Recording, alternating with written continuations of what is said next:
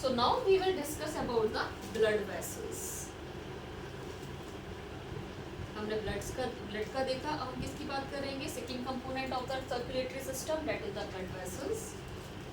Blood vessels these are tube like structure, और आप कह सकते हैं नेटवर्क की फॉर्म में थिन ट्यूब्स पूरी बॉडी में आपके स्प्रेड रहते हैं, that are connected with the heart and reaches up to the each part of the body, that are known as the blood vessels. Basically there are two kind of blood vessels found, arteries as well as veins. Arteries and veins. सबसे पहले हम बात करते हैं इनके structure की. According structurally how they are different to each other. So when we are talking about the arteries, arteries are thick walled. इनकी wall कैसे होती है? थिक होती है.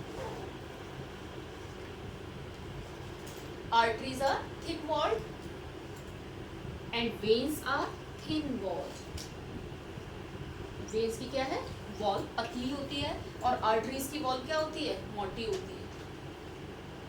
आर्टरीज की वॉल मोटी होती है. तो ये तो हमने स्ट्रक्चर की बात कर लिया. आर्टरीज थिक वॉल्ड है और वेन्स हमारी थिन वॉल्ड है. अब हम बात करते हैं ब्लड की, क्योंकि हमारी बॉडी में टू टाइप्स का ब्लड सर्कुलेट होता है. एक होता है ऑक्सीजनेटेड ब्लड, दूसरा डीऑक्सीजनेटेड ब्लड.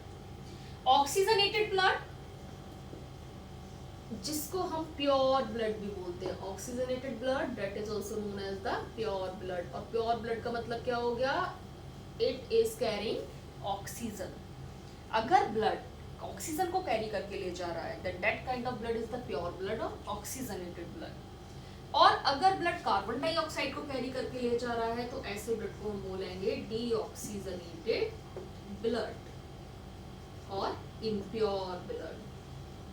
इम्प्योर ब्लड, क्योंकि CO2 क्या है? वेस्ट मटेरियल है हमारी बॉडी में. तो CO2 को जो कैरी करके ले जाता है blood, that is the deoxygenated blood, और ऑक्सीजन कैरी करके जो ब्लड ले जा रहा है, that is the oxygenated blood. तो यहाँ फंक्शन के बिहाफ पे आपको याद रखना है, arteries always carry oxygenated blood. Oxygenated blood means pure blood. जितनी भी आर्टरीज हैं बॉडी के अंदर, सारा कैसा ब्लड फ्लो होगा उनके अंदर? प्योर ब्लड और oxygenated blood. And veins carry deoxygenated blood.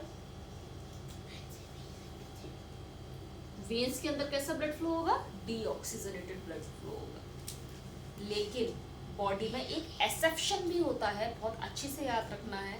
ये आर्टरीज वेन्स कहाँ प्रेजेंट होती है, क्या लोकेशन होती है, ये हम आगे बात करेंगे. बस आपको क्या याद रखना है, यहाँ आर्टरीज में हमेशा कैसा ब्लड फ्लो होगा? Oxygenated blood. एक्सेप्ट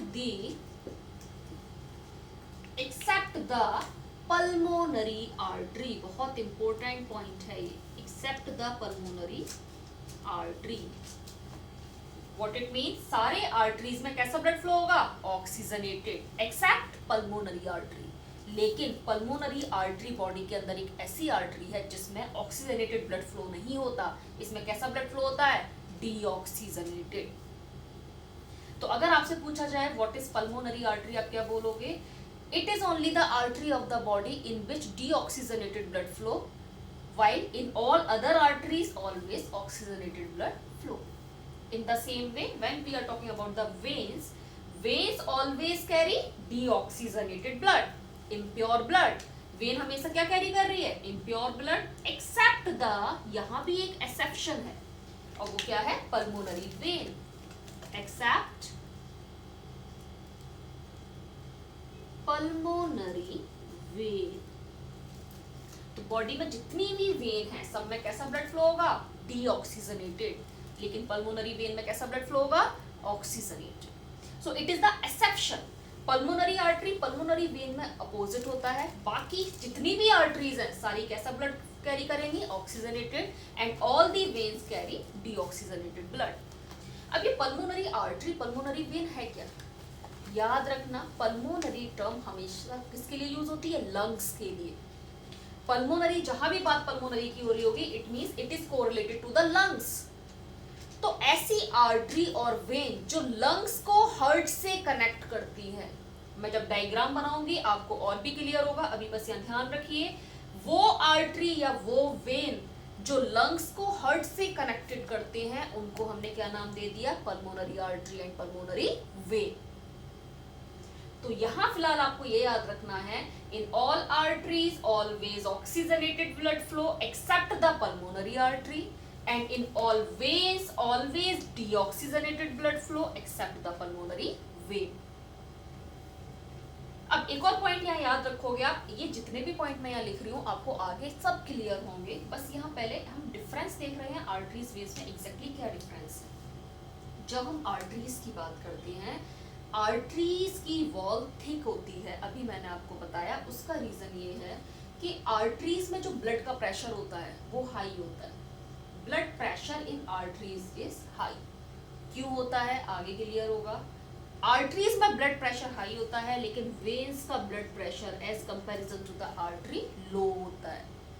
तो ब्लड प्रेशर हाई को टॉलरेट करने के लिए वॉल भी क्या होनी चाहिए, थिक होनी चाहिए। ये रीजन होता है आर्टरीज में वॉल थिक क्यों होती है as compare to the veins.